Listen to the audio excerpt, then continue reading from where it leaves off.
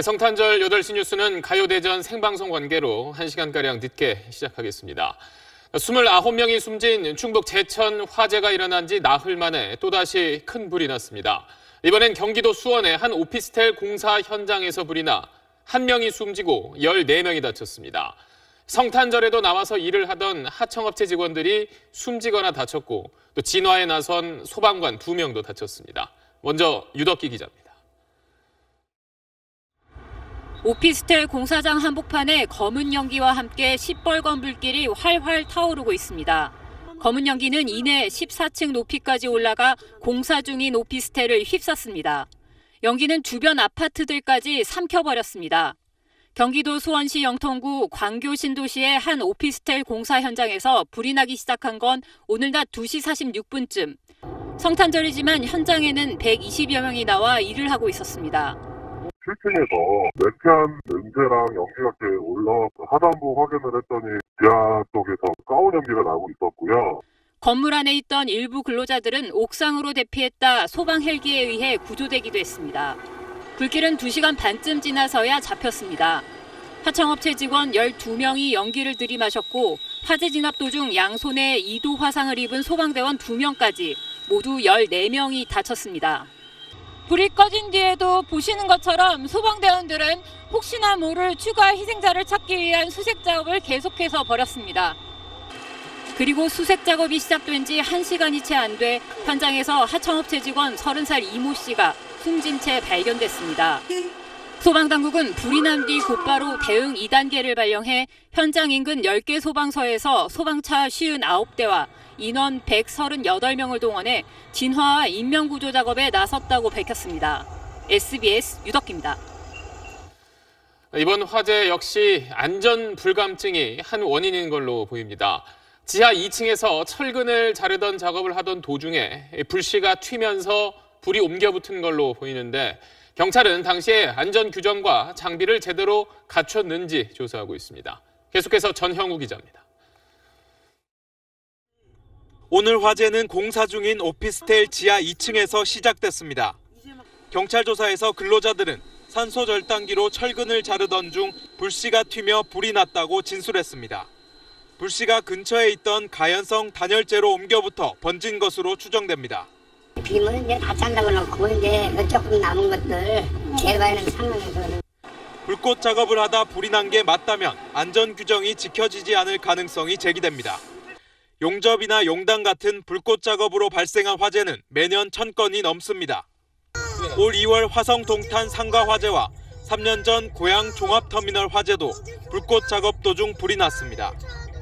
두 경우 모두 실내에서 불꽃 작업을 하던 작업자들이 불꽃이 튀는 것을 막기 위해 바닥에 방화포를 깔지 않거나 작업 중 가연성 물질에 불이 붙어도 물을 뿌려가며 작업을 강행했습니다. 이번 화재 현장에서 절단 작업을 맡은 하청업체는 안전장비에 문제가 없었다고 밝혔습니다. 소화기 조그만 소화기도 아니고 20kg 소화기도 없거든요. 제가 초기에 이제 진압하러 온 사람들 연기 먹어가지고 그 상태를 보러 왔어요, 제가. 소식을 듣고 달려온 유족은 울음을 그치지 못했습니다. 시공사인 SK건설 측은 책임을 하청업체에 미루지 않겠다며 책임지고 유가족 배상에 최선을 다하겠다고 밝혔습니다. SBS 전용우입니다. 지금부터는 충북 제천 화재 속보 알아보겠습니다. 불이 난 건물은 불과 3주 전에 소방 안전 점검을 받았는데 이번에 가장 많은 희생자가 발견됐던 2층은 유독 점검이 이루어지지 않았습니다. 그 이유를 이현영 기자가 취재했습니다. 이번 화재로 숨진 29명 가운데 약 70%는 2층 여성 목욕탕에서 발견됐습니다. 비상계단으로 향하는 통로에는 철제 선반과 목욕 바구니들로 막혀 있었고 버튼식 자동문은 작동조차 하지 않았던 겁니다. 제천 스포츠센터는 1년에 한 번은 반드시 소방 안전점검을 받아야 하는 2급 건축물입니다. 소방 안전점검 업체가 건물을 점검한 건 지난달 30일로 한 달도 채 안 됐습니다.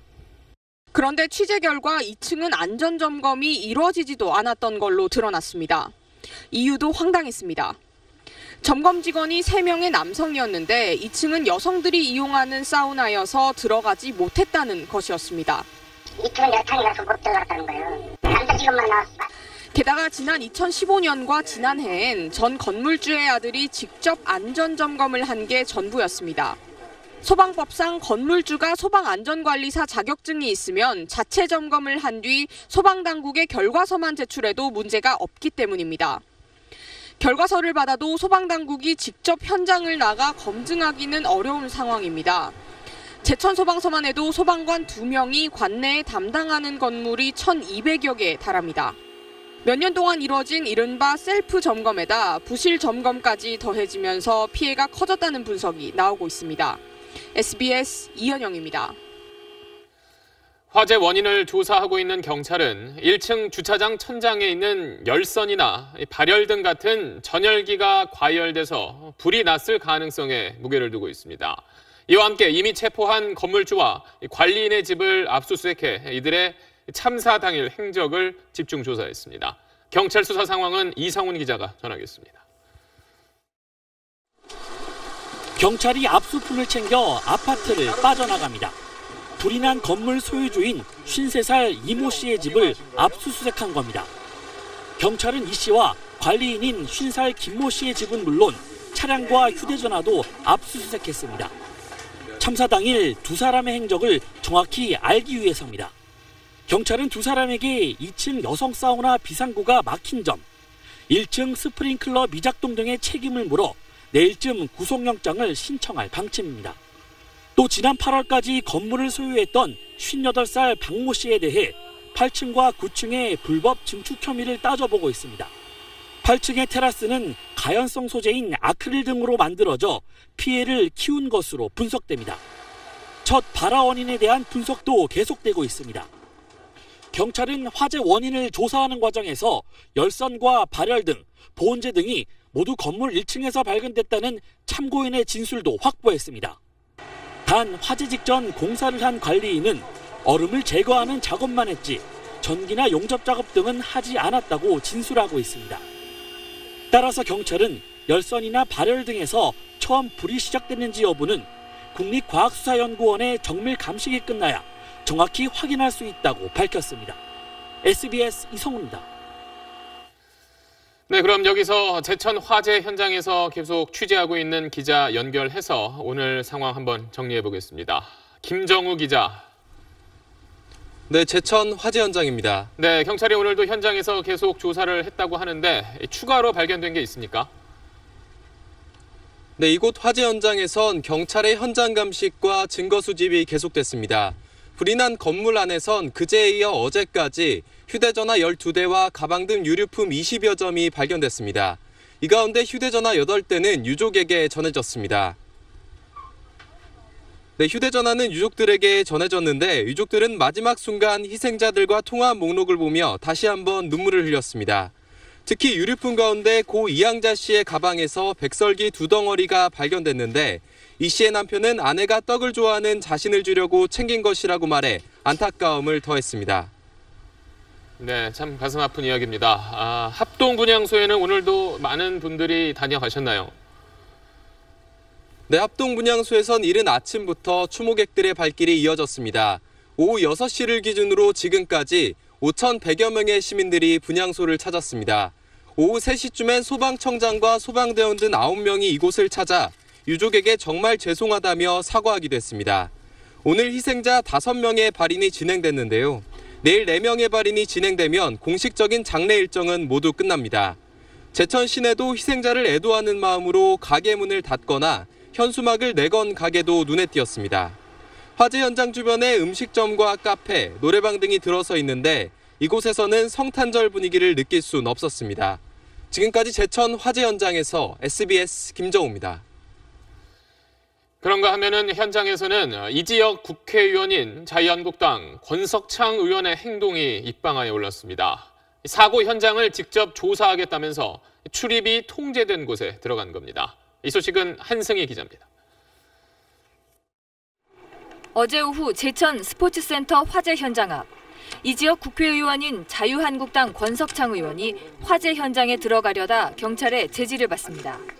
얼굴 감출 게 있다고 못 들어가게 하죠. 그러더니 어디론가 전화를 합니다. 여기서 들어가서 현장 조사하겠다는데 못 들어가게 하는 거예요, 지금? 그 재난안전특위에 어차피 경찰청장 부를 거예요. 충북지방경찰청장에게 건 전화입니다. 권 의원은 국회의원임을 밝혔는데 왜 사고 현장에 못 들어가게 하냐며 항의합니다. 의원이라고 밝혔잖아요. 배지도 달고 갔고. 그러면은 국회의원이 못 들어가게 하는 데가 여기밖에 없어요. 권 의원은 결국 안전모와 감식용 옷을 경찰에게 받아 입고 화재 현장에 들어갔습니다. 30여 분간 둘러보며 당 지도부에 보고해야 한다며 자신의 휴대전화로 촬영도 한 것으로 알려졌습니다. 권 의원은 안전장비를 갖추고 경찰 입회 하에 현장을 둘러봤다며 의정활동의 일환이라고 해명했습니다. 그러나 유족에게도 제한적으로 공개됐던 사고 현장에 국회의원임을 내세워 출입한 것은 부적절하다는 비판도 나오고 있습니다. SBS 한승입니다. 그럼 이번엔 화재 초기 대처가 적절했는지 다시 한번 짚어보겠습니다. 불이 났을 때 소방당국의 대응은 3단계로 나뉩니다. 관할 소방서만 출동하는 대응 1단계, 또 여기서 대처가 어려우면 대응 2단계가 발령돼 인근 소방서까지 투입됩니다. 지난달 서울교대 체육관 화재 때는 신고 접수 13분 만에 대응 2단계가 발령됐습니다. 그런데 이번 제천 화재 때는 1시간 27분이나 걸린 걸로 드러나 화재 초기에 대응 단계를 좀 더 빨리 높였어야 했다는 지적이 나오고 있습니다. 원종진 기자입니다. 소방당국은 관할 소방서 한 곳의 인력만으로 화재 대응이 어려울 땐 현장 지휘관의 판단에 따라 비상대응 2단계를 발령합니다. 대응 1단계와는 달리 관할 소방서 근처 2개에서 5개 소방서 인력이 추가로 투입됩니다. 제천 화재 당시 도착한 제천 소방서 인력은 수도권의 절반도 안 되는 13명. 상황에 대처하기엔 턱없이 부족한 인력이었습니다. 하지만 소방당국은 신고 접수 1시간 27분 뒤에야 대응 2단계를 발령했습니다. 오늘 수원 광교 화재는 신고 접수 17분 만에, 지난달 서울교대 체육관 화재 때는 신고 접수 13분, 지난 2015년 분당 고층 빌딩 화재 땐 신고 접수 8분 만에 대응 2단계가 발령됐습니다. 현장 상황을 감안하더라도 교대 화재나 분당 화재, 대구 서문시장 화재에 비해서 대응 2단계 발령이 1시간 30분이나 걸렸다는 것은 많이 늦은 감이 있습니다. 소방당국은 당시 구조 상황이 급박해 대응 단계를 올릴 정신이 없었다고 해명했습니다. 그때랑 정신없는 판에 지금 근무 시간에 문제가 되지도 모릅니다. 사달째 폐되지 난리 법석하고 있다는 탁탁 내고 수학 공식 외우듯이 그렇게 되지는 않고. 지방도시의 소방장비나 인력이 상대적으로 더 부족한 만큼 화재 초기 대응 단계는 더 빨리 높였어야 했다는 지적이 나오고 있습니다. 이와 관련해 소방청은 외부 전문가를 포함한 소방합동조사단을 구성해 화재 진압 전 과정을 철저히 조사하기로 했습니다. SBS 원종진입니다. 서울 우이동과 신설동을 오가는 개통한 지 석 달 된 경전철이 오늘 새벽 멈춰섰습니다. 전력 공급이 끊긴 건데 정상 운행은 내일부터 가능할 것으로 보입니다. 안상우 기자의 보도입니다. 전철 승강장 구석의 쪽문으로 승객들이 하나둘씩 들어옵니다. 승강장은 금세 붐비고 경전철 측 작업자들은 급하게 철로로 빠져나갑니다. 오늘 새벽 5시 50분쯤 서울 우이 신설선 솔샘역에서 북한산 보국문역으로 가던 경전철이 멈췄습니다. 승객 40여 명이 20여 분 동안 전동차에 고립됐다가 대피로를 통해 북한산 보국문역 승강장으로 빠져나왔습니다. 경전철 선로엔 전력을 공급하는 전선이 깔려 있는데 전동차가 전력 장치를 건드려 200m가 손상되면서 운행이 중단됐다고 경전철 측은 설명했습니다. 우이 신설선 전 구간이 8시간이나 마비됐습니다. 경전철 운행 중단이 길어지면서 이렇게 지하철 출입구는 막혀 있는데요. 이용객들은 바로 앞까지 찾아왔다가 발길을 돌릴 수밖에 없는 상황입니다. 오후 2시가 돼서 그것도 일부 구간만 배차 간격을 늘려 운행이 재개됐습니다. 왜더라고 지금 눈썰 매장 가는 길인데 다른 교통편을 이용해야 되는데 이제 많이 걷고 그런 게 불편하죠. 경전철 운영사는 내일 첫 차부터는 정상 운행될 것이라고 예상했습니다. 지난 10일에도 의정부 경전철이 선로에 쌓인 눈이 얼어 일시 중단되는 등 경전철 중단 사태가 잇따르고 있습니다. SBS 안상우입니다. 지난달 규모 5.4의 강한 지진이 일어났던 경북 포항에서 오늘 낮 2차례 여진이 잇따랐습니다. 규모 3.5 정도로 큰 피해는 없었지만 주민들은 놀란 가슴을 쓸어내려야 했습니다. 강청환 기자의 보도입니다. 오늘 오후 4시 19분쯤 경북 포항시 북구, 북쪽 8km 지점에서 규모 3.5의 지진이 발생했습니다. 13분 뒤인 4시 32분 규모 2.1의 지진이 또 일어났습니다. 기상청은 2차례 지진 모두 지난달 15일 일어난 포항 지진의 여진이며 발생 지점도 거의 같다고 밝혔습니다. 포항 지진 이후 72번째 여진으로 놀란 주민들의 문의 전화가 잇따랐습니다. 많이 느꼈죠. 많이 흔들리더라고요. 밖에 나왔죠. 나와가지고 우리 건물이 지금 이렇게 양호하지를 못해가지고 혼자 있으니까 겁이 나서. 다행히 신고된 피해는 없는 것으로 조사됐습니다. 아파트 창문 밖으로 연기가 뿜어져 나옵니다. 구조대원들이 사다리를 타고 안으로 들어갑니다. 오늘 오전 9시 40분쯤 제주시 노영동의 한 아파트 2층에서 불이 나 76살 김모 씨가 숨졌습니다. 경찰은 화재 당시 집안에 함께 있던 김 씨의 아들과 이웃 주민을 상대로 정확한 화재 원인을 조사하고 있습니다. 오늘 새벽 6시쯤 인천 강화도 동막해수욕장 근처에서 자살 시도자가 있다는 신고를 받고 출동하던 해경 공기부양정이 조업하던 어선과 충돌했습니다. 이 사고로 공기부양정에 타고 있던 해경대원 6명이 다쳤고 자살 시도자는 다른 해경함정에 구조됐습니다. SBS 강청환입니다. 날이 많이 추워졌습니다. 오늘 성탄절 어떻게 보내셨는지요? 전국의 성당과 교회에선 아기 예수 탄생을 축하하는 미사와 예배가 열렸습니다. 심우섭 기자의 보도입니다. 성당마다 아기 예수의 탄생을 축하하는 노래가 울려 퍼졌습니다. 염수정 추기경은 서울 명동성당 미사에서 소외되고 가난한 이들에게 그리스도의 사랑이 내리기를 기원하며 겸손도 잊지 말자고 당부했습니다. 겸손한 마음은 나 아닌 다른 생명을 존중할 줄 알고 주변의 아픔과 고통에 귀 기울이고 공감할 줄 아는 마음입니다. 개신교회에서도 종일 성탄 예배가 이어졌습니다. 각자 기도 내용은 달라도 예수의 사랑과 축복이 세상 가장 낮은 곳까지 닿길 바라는 마음만은 같았습니다. 시민들은 화려한 크리스마스 장식을 감상하며 성탄을 즐겼습니다. 살을 내는 듯한 강한 바람에도 사람들의 얼굴엔 웃음이 가득했습니다. 가족, 친구들과 모처럼 사진을 찍으며 따뜻한 사랑을 느껴본 하루였습니다. 추워도 애들은 아직은 뭐 상관없으니까요. 주위 사람들과 더 이제 뭐 정을 나누는 뭐 그런 날이라고 얘기를 해주고 있어요. 시민들은 다가오는 새해엔 예수 탄생이 그러했듯 희망과 행복만이 가득하길 기원했습니다. SBS 심우섭입니다. 성탄절을 기념하는 행사는 세계 곳곳에서 열렸습니다. 프란치스코 교황은 고통받고 있는 난민과 이민자들에 대한 관심과 포용을 촉구했습니다. 김웅수 기자입니다. 작은 보트 하나에 목숨을 내맡긴 아프리카 난민들, 인종 청소의 대상이 된 미얀마 로힝야족. 성탄절야 미사를 집전한 프란치스코 교황은 난민들을 향한 국제사회의 관심과 포용을 촉구했습니다.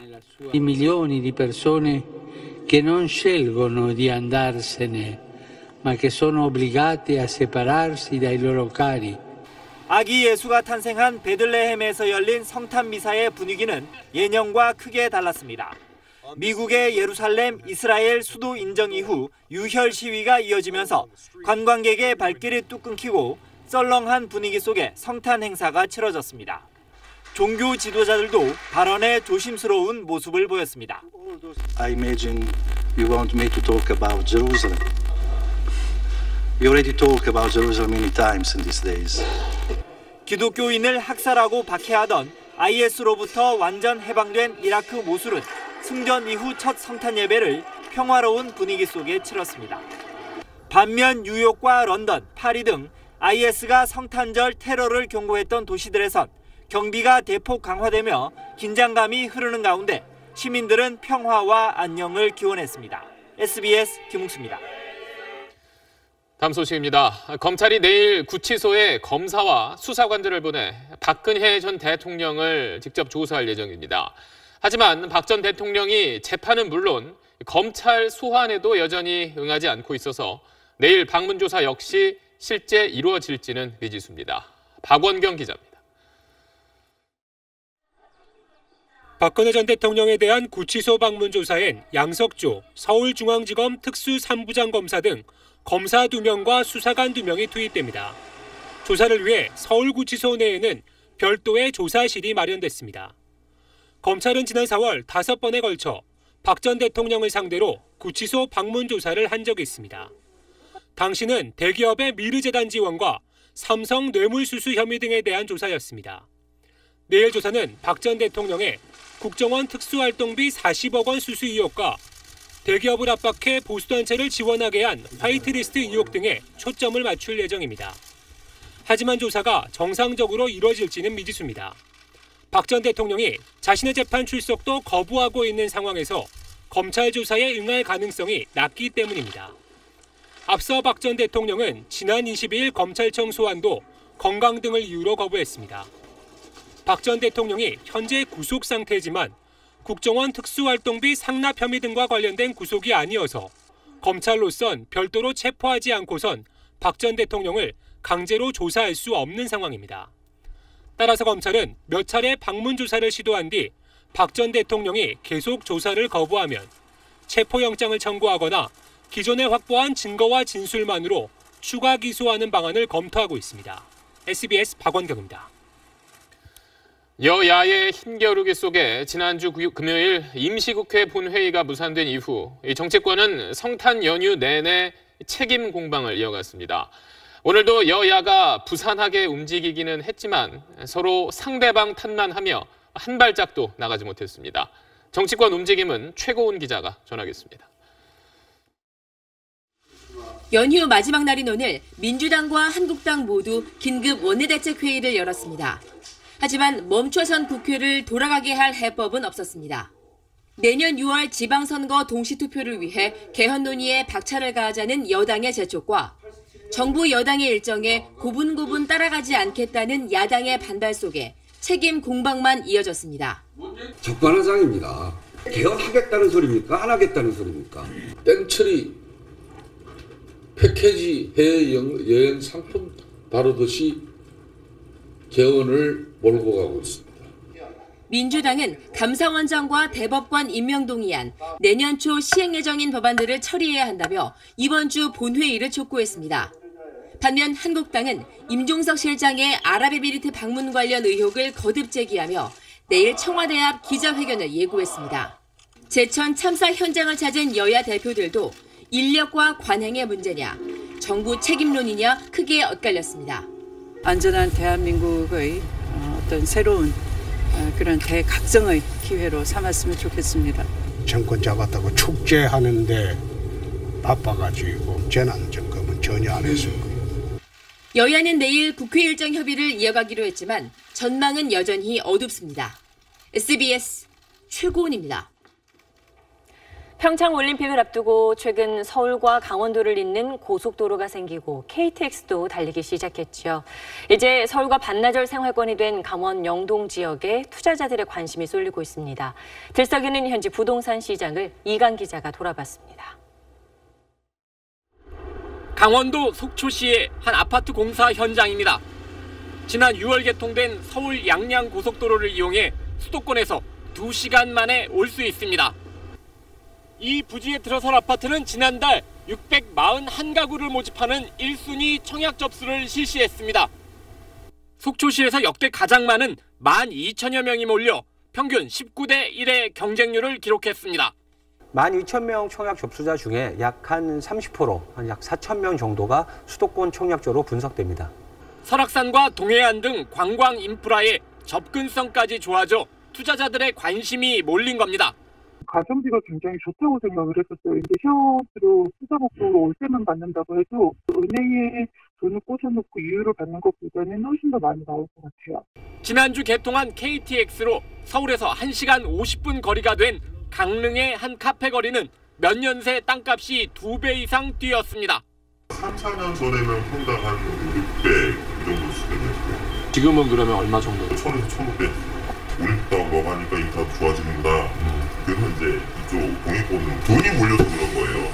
올 3분기 속초시와 양양군, 강릉시의 토지 거래량은 전국 평균의 2.6배에 이르렀고 분양권 전매량은 전국 평균을 웃돌았습니다. 다만 호재가 이미 부동산 가격에 상당 부분 반영돼 있다는 점은 투자 시 유의할 필요가 있습니다.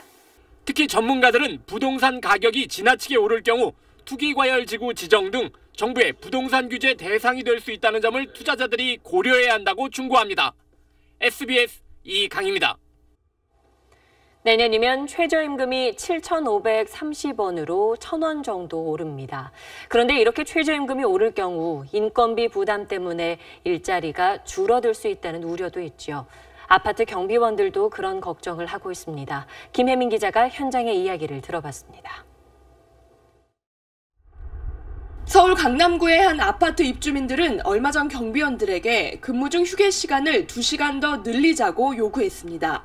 얼핏 보면 경비원들을 위한 배려 같지만 오히려 월급을 줄이려는 꼼수입니다. 내년부터 최저시급이 16.4% 오르게 되자 휴게 시간을 늘리고 근무 시간을 줄여 임금을 묶으려는 겁니다. 내년에 임금이 약 한 23만 원 정도 오르는데 야간 휴게 시간을 2시간 더 늘리면 오히려 24만 원 정도가 마이너스가 돼서 말이 휴게 시간이지 주차와 택배 전달을 요구하는 입주민들 때문에 사실상 제대로 쉴 수 없습니다. 경비원들이 쉴 수 있는 휴게실입니다. 현재는 쉬는 시간이지만 전체 근무하는 50여 명의 경비원 가운데 이곳을 이용하는 경비원들은 단 3명뿐입니다. 노원구의 또 다른 아파트는 아예 경비원 전체 54명 가운데 14명을 감원할지 검토 중입니다. 만약 감원이 이뤄지면 남아있어도 과도한 업무에 시달릴 수밖에 없습니다.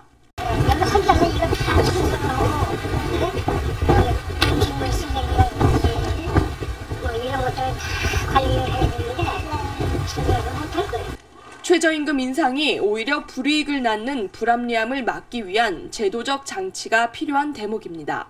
자의적으로 아파트 경비의 휴게 시간을 늘리지 못하도록 정부가 표준 시행령을 만들고 지침 가이드라인을 만들 필요가 있고요. 연말연시에도 아파트를 지켜야 하는 경비원들. 최저임금 인상의 혜택을 입긴커녕 감원과 급여 삭감의 칼바람이 더욱 매섭게 느껴지고 있습니다. SBS 김혜민입니다. 성탄절인 오늘 공기는 상쾌했지만 날이 꽤 추워졌습니다. 내일은 오늘보다 기온이 더 내려가겠는데요. 낮부터 찬바람이 강해지면서 서울의 낮 기온이 영하권에 머물겠고 모레 아침은 영하 11도까지 뚝 떨어지겠습니다. 밤사이 중부지방으로는 한 차례 눈이 조금 내리겠습니다. 경기 남부와 영서 남부, 충청 북부지방은 1에서 3cm, 서울은 1cm 안팎의 눈이 오겠는데요. 추위 속에 내리는 눈이어서 그대로 빙판길이 우려되니까요. 조심하셔야겠습니다. 내일 중부지방은 오전부터 맑은 하늘 되찾겠고 공기도 깨끗하겠습니다. 서울의 아침 기온은 영하 5도, 춘천 영하 11도까지 내려가겠고요. 남부지방도 아침 기온이 오늘보다 내려가는 곳이 많겠습니다. 이번 한파는 주 후반까지 길게 이어집니다. 추위 속 건강관리도 잘 하셔야겠습니다. 날씨였습니다. 네, 한 해를 마무리하는 요즘 계속되는 사고로 모두가 마음이 무겁습니다. 얼마 남지 않은 2017년, 더 이상 가슴 아픈 일이 없길 바라면서 성탄절 8시 뉴스 마치겠습니다. 고맙습니다.